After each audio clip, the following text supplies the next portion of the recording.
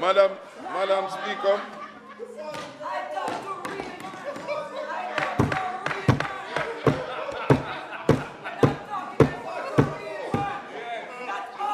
The member from St. Catherine Southwest.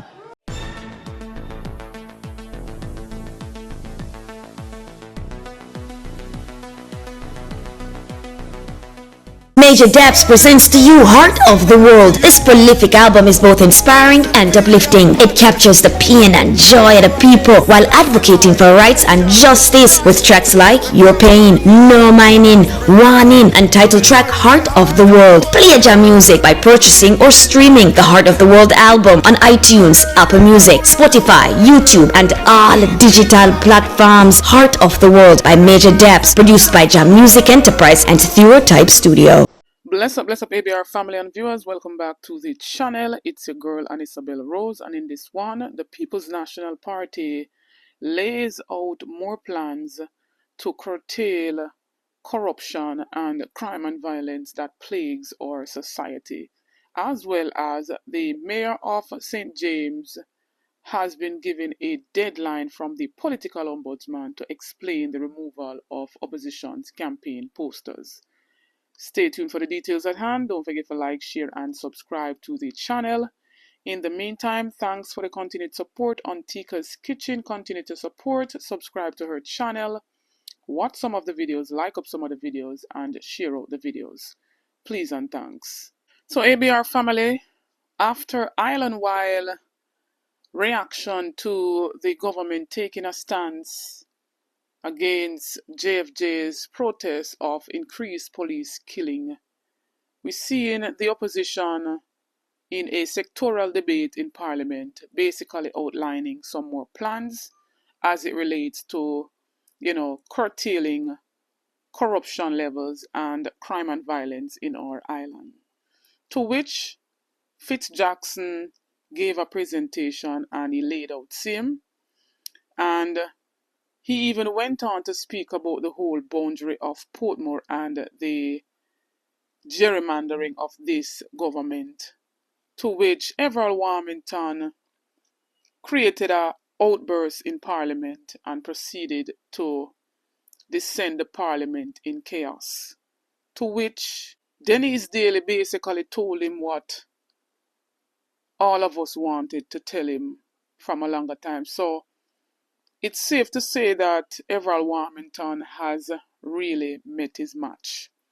And I want you to listen to what Fitz Jackson had to say and to pay close attention to some more of the plans for the country from the People's National Party's standpoint.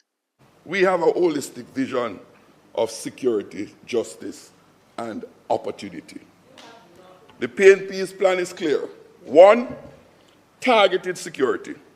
Expand focused deterrence, empower the JCF with advanced tools, and legislate pre-charge detention protocols to disrupt organized crime. 2, prevention and social transformation. Invest in youth programs, trauma counseling, and job training. Revive initiatives like Unite for Change and the Peace Management Initiative to break cycles of violence. I'm not cursing anybody word today.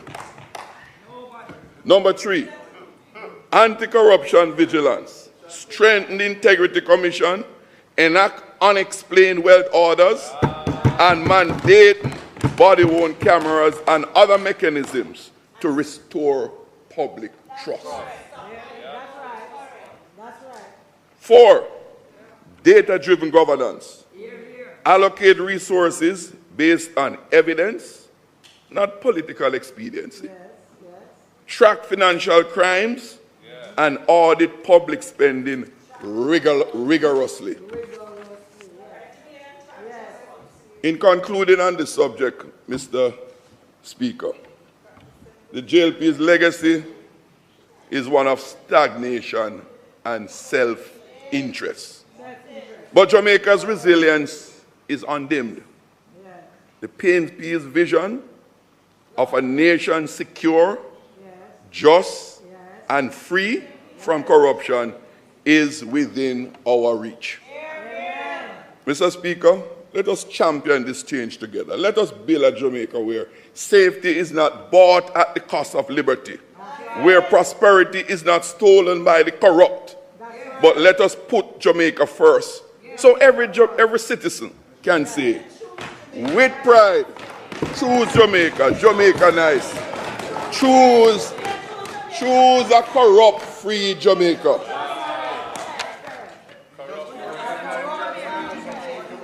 Mr. Speaker, I now turn to the other subject of Portmore. Mr. Speaker, Portmore is a community with its people at the center. Much has been said about Portmore over the last 18 months or so, and particularly over the last 5 months. Portmore as a community has been around for well over 60 years. Most persons who have been away from Portmore for anywhere close to 20 years. Upon their return, they are amazed at what has taken place over the period. With all the transformation that we can see, much more is to be done in continuing the efforts to make Portmore a better place in fulfilling Jamaica's 2030 vision. Jamaica, the place of choice, to work, live, raise families, and do business. And of course, to enjoy more and better sunshine than any other part of Jamaica. What cheap tricks and insult being inflicted on the residents of Portmore. In other words, the JLP government is saying to Portmore residents, your future development can only happen if your municipality becomes a parish. If this insulting argument should hold any merit, then many other growing communities across Jamaica, such as Maypen, Linstead, Negril, Santa Cruz, and the list can go on and on, should become parishes. Because you need parish to be developed. Oh, that logic flow. As the government dishonestly argues that the reason for making Portmore a parish is for its development, the questions being asked, for which no credible answers are forthcoming.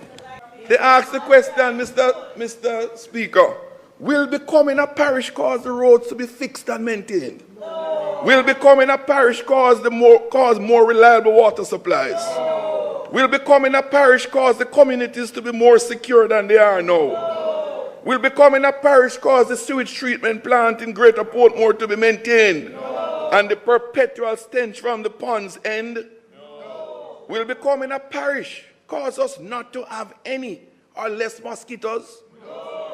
Will becoming a parish cause less traffic congestion all over Portmore? No. The million-dollar question being asked is, if becoming a parish will solve all these problems, why are all the many places across Jamaica that are already in parishes for decades still having many more pressing problems than those in Portmore? As Damien would say, what can go so? But alas, the real intent was revealed most boastfully by no other than the former senior member of the Prime Minister's cabinet, the member from Southwest St. Catherine, and senior officer of the JLP. He spilled the beans. He told the country this: they will make Portmore into a parish, cut away from the rest of St. Catherine with the boundaries that they want. And after then, they will take control of St. Catherine municipality, create a safe seat for the JLP in Portmore that they will never lose. It is of note that the political boundaries stipulated by that member for achieving those goals are exactly what is provided in the Counties and Parish Boundary Act, which they rammed down through the Parliament. If this is not the most classical demonstration of gerrymandering, Then the,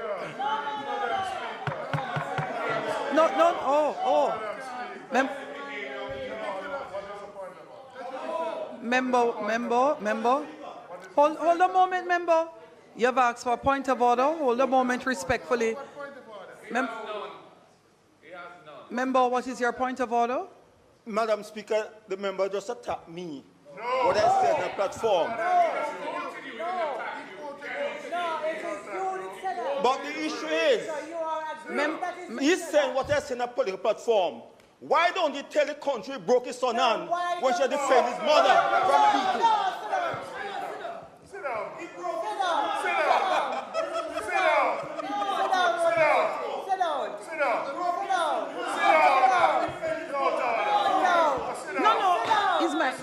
His mic is off. A member. Yes, you are. Yes, you are. We're not interested in that. We're not interested in that. Who is interested in that? Yes. Member from St. Catherine Southwest. Member from St. Catherine Southwest. Your mic was off, but I could hear you clearly. That's most inappropriate. That's not a point of order. Are you, Madam Speaker? Are you asking me to draw it? We don't want him abuse there from you. Are you asking me to draw it? Yes, member. No. If he can prove that I'm lying, then I'll draw it. Sit down. I'm speaking facts. Sit down. So I can't withdraw facts. So you are admitting Member that from you St. were Catherine. wrong. You said Member from St. Catherine Southwest. That is not a point of order. Member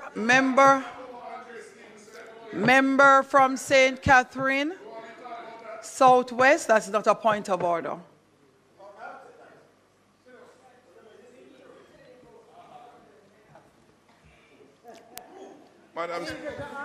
Madam Speaker, in the normal... Please allow the member I from will St. ask Catherine for withdrawal, Southern but to speak. This is a waste of time asking for that. Go ahead, member.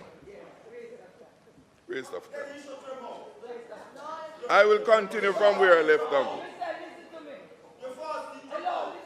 Madam, may I be permitted to speak in some silence?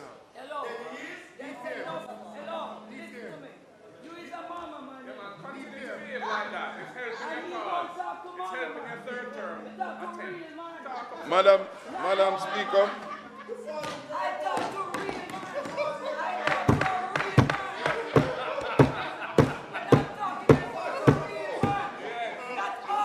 The member from St. Catherine Southwest. The member from St. Catherine Southwest, please.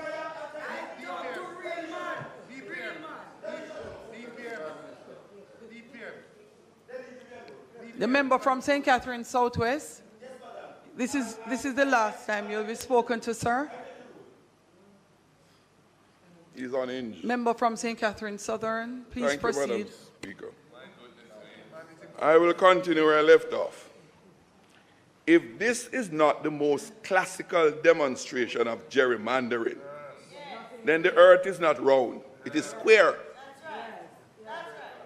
Nevertheless, in this segment, the political ombudsman finally coming out of that silent phase. We know that the political ombudsman role was subsumed in the ECJ, to which it has gone silent for quite some time now. And with the political campaign season being in effect, we're seeing the mayor of St. James basically ordering the removal of the opposition candidates, billboards and posters, while the Jamaica Labour Party's candidate own are still up. He says that there's no election date as yet, and therefore the posters must be removed. But it's a political, strategy. It's bias on his part. We have been saying that from day one. And we've seen where Haughton sent out a letter through his lawyers stating that they should be reinstated no later than April the 14th, to which the mayor, defiant, doesn't want to take any, orders or any talk. And so the People's National Party had spoken out against it. Dayton Campbell, who is a part of the ECJ, spoken out about it. And we know that 6 months leading up to the 5th anniversary of the start of the Parliament would be a fitting of season to put up their posters and all of that. And we see now where the People's National Party had, complained to the ECJ, and they in turn have basically written to the mayor asking him to give an explanation as to why the People's National Party's posters were removed. And he was written to by the chairman of the ECJ, that's Earl Jarrett. And they're saying, in accordance with the responsibilities assigned to this office under the political ombudsman, we request a written explanation of your action and an outline of the legal authority and basis upon which the removal of the aforementioned campaign material was carried out. He has been given a deadline of May 6, and since him never keep up to the whole ultimatum from the lawyer's request, he has to respond to the ECJ. But give you more to the story. We heard the Justice Minister on Nationwide News speaking to Cliff Hughes, and he's saying that there is a political ombudsman director assigned to quash and to be the referee for, political matters. And he's saying that that person has been appointed for quite some time, but we didn't hear that from Dayton Campbell, who sits on the ECJ. We didn't hear that from anybody else. But when asked, he could not explain what he meant, and him himself didn't know that someone was appointed. I do believe now that it is evident that Chuck needs to leave and go home. Full time we get out some of these older politicians who are not making any sense in our parliament. What do you mean a person has been appointed? The person, you remember I was calling for a director of political conduct. It appears that such a person has been appointed and has been working with the ECJ for quite some time without fanfare. In other words, that person has been receiving reports, investigating these reports, and reporting back to the ECJ. And, all of this is happening, and the public has not been informed. Well, you don't know. I want to hear from you, ABR family. Chime in on this and tell me what you think. Drop in the comments in our comment section. Don't forget to like, share, and subscribe to the channel. On the road to 30K. Help me to get there. Get this video to at least 6,000 likes. Stay tuned for more videos. Stay tuned for more updates. Big up on yourself. Happy May. Happy new month.